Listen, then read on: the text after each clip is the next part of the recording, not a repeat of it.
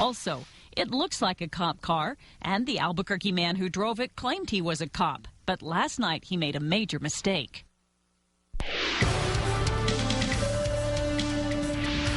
Good evening. Guns, vests, and a car rigged with emergency lights. He had everything he needed to be a cop. There's just one problem. He is not a cop. So you can imagine it did not go over very well when he tried to pull over an undercover sheriff's deputy. Here's News 13's Ian Schwartz. Dick, we talked to the man's stepfather tonight, and it's apparent his stepson always wanted to be a cop. Well, now he knows what it's like to ride in a real cop car. Unfortunately, he had to do it in the back seat with cuffs on.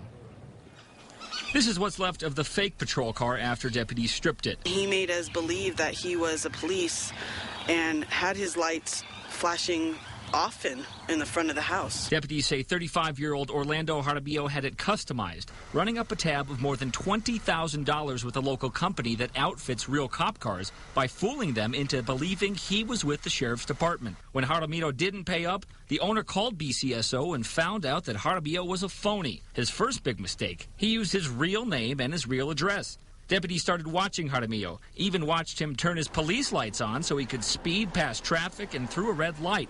Then they lost him. Yesterday, they followed him again, and he did it again. But this time, deputies also had someone in an unmarked car who deliberately sped past Jaramillo, and the phony lawman took the bait. Jaramillo, who was pretending to be a deputy, actually chased the real deputy and pulled him over. The criminal complaint says Jaramillo then came to the deputy's window, flashed a state police badge, and then flashed a loaded gun.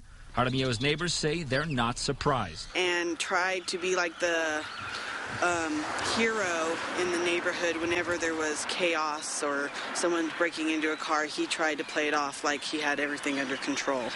In the criminal complaint, the undercover deputy said he felt very threatened by the way Jaramillo showed his gun, and that if he didn't have backup right there, he might have shot Jaramillo. Back to you. Okay, Ian, deputies found guns, ammo, bulletproof vests, and tasers in Jaramillo's car in his home.